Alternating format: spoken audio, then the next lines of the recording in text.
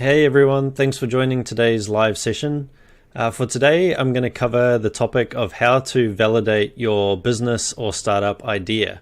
I'm going to show you 3 tools that I like to use to help basically go through and get some feedback as to whether we're on the right track with our idea and if we are building towards something that people are actually going to buy. So with that said, jumping across to my next slide, there's really 3 main topics that we're going to cover with these tools. The first is a tool which helps us with what I call positive and negative keyword research. Essentially allows us to go and see some of the positive points that are out in the market about our particular topic or niche, and some of the negative points, so that we can try and craft where a problem and where a solution is that we can solve and ultimately generate some value for users with. The second is looking at trending topics related to our particular niche. So understanding exactly what's going on in the market right now, as opposed to necessarily older research that may not be as relevant or may be out of date. And then the last step is actually going out and gathering user feedback, and a process for being able to do that really easily using online tools. So with that said, I will jump into my web browser for a second. And the first tool I want to show you is a really cool website called Answer the Public.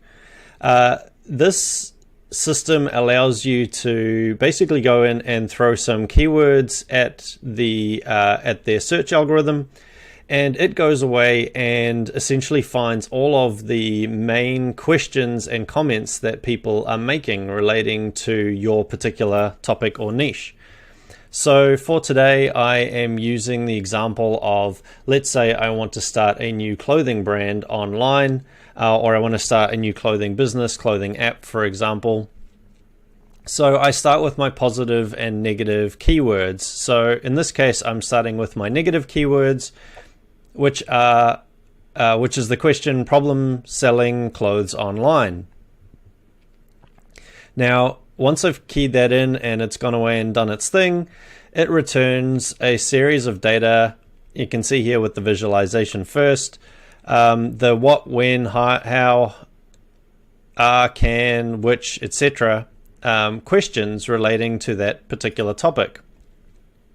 So if we switch into data mode, we can see here, let's look at can. Why aren't my clothes selling on eBay? Can someone sell clothes for me? Clothes are not selling on eBay. So interestingly enough, even just in that first one, we can see that there's a trend relating to eBay, and maybe there's a problem to be solved in that particular space. Same again, if we look at are clothes on eBay fake? And same again for Amazon. And this is just one set of questions that the system has gone and found that are trending online relating to my initial negative set of keywords. If we scroll down further, we can see there's a whole heap of information here. Problems with online purchases, problems with online retail. So essentially what I like to do is basically go through this particular tool and start understanding basically what is the market telling me about this particular niche that I'm interested in getting into. What are the problems? Where within those problems are there potential solutions that I can solve? How can I differentiate myself from what else is out there? And really start crafting the idea around either what my app or website may be, how I might position myself, or alternatively start getting some feedback as to, if you've come in with a really strong idea of what you want to do, this can start helping you discover whether you're on the right track with that idea, or whether maybe you need to adjust your thinking a little bit. Now, typically, as I say, I'll do a few different searches around this to gather some information on my particular topic. So I'd start with problem selling online, and then I might flip it around to a more positive spin, something like successful clothes online stores or clothing online stores, or something like best way to sell clothing online. Once again, punch that in and see what kind of topics come through in these various questions. Essentially, I go through all of that and start collating which I feel are the most relevant to my initial idea for this particular application, for example. Once I have a good idea on what those key questions are, then the next tool I like to use is actually YouTube. So YouTube is, I think, often overlooked as a really great search tool. Our default thinking when it comes to YouTube is that it's great for videos and maybe for tutorials and things like that. But actually, YouTube is a really good searching tool for understanding what's trending in the market right now around a particular topic. So once again, you can see here, I've used that same question from before. Now, you wouldn't necessarily use that exact same question. You might use some of the questions that have come through from your research in the previous website. But essentially, punch that in here. And then I like to do a little bit of digging. I like to use the filters to filter on things like relevance, upload date, view count, to get a feel for, okay, what is getting the highest views or what's had the highest views over time. Often the ones with the highest views are the most relevant. Not always true. Sometimes, there can be really old legacy videos that have just went viral. Or, in some cases I found, you might find a comedy sketch that is related to your topic, keywords at least, which, crazy high view count. But anyway, we can essentially go through these and start once again getting a feel for, okay, well, what is actually relevant right now? So using the relevance filter is good to start with, get a feel for, what is really coming to the top of that search algorithm for my particular keywords. So once again, if we look here, 4 reasons why clothing brand is not getting enough sales, 99% of clothing brand startups, the problems.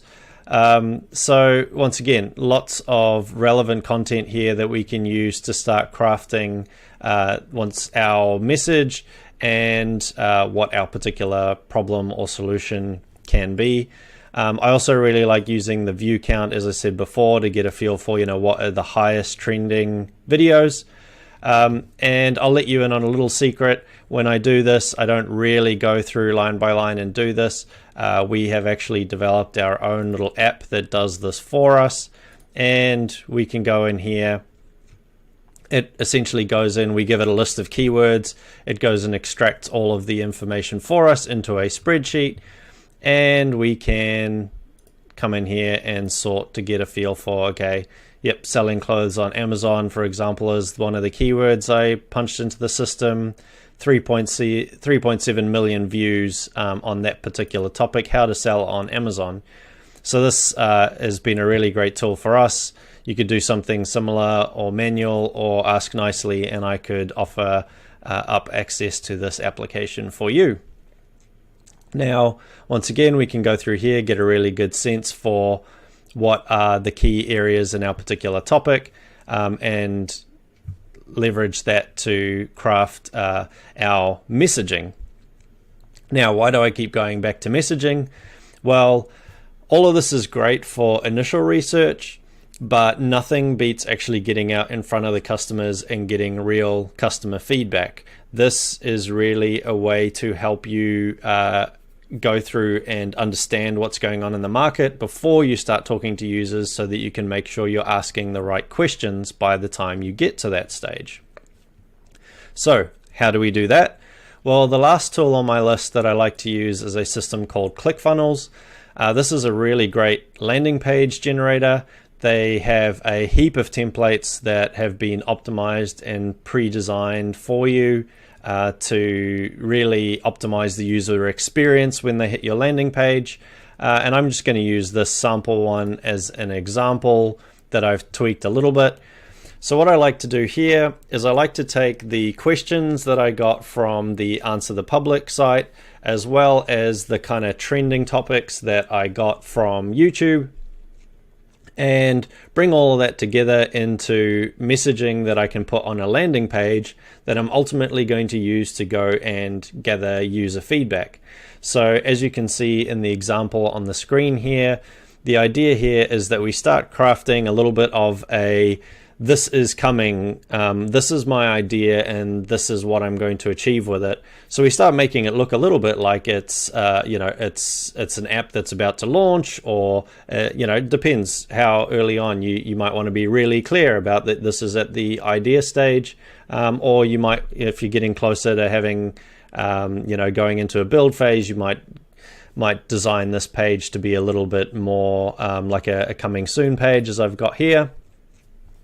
But essentially what I do is go through and use what I've learned from the first two tools and start crafting a bit of dialogue here around why people should get excited about what I'm building. So if I am onto something, and if I really have nailed a problem that's out in the market, the idea is that I can come in here, I create a landing page that talks about the problems that people are facing, talks about how I'm going to solve that problem, and starts essentially encouraging people to sign up, almost like a pre-sale, but without any financial commitment from people, and really just encourage them to join me on the journey and help me with user feedback. One thing I really like to do as well is actually shoot my own little YouTube video. Really good way for people to put a name to the face, and also just adds a little bit more of a personal touch to what otherwise could be a pretty stark landing page. So in this video, I would explain why I need their help, what my goals are, bring in some of that knowledge that I brought from the two previous apps that I mentioned, and just really explain why I think there's something here to be addressed.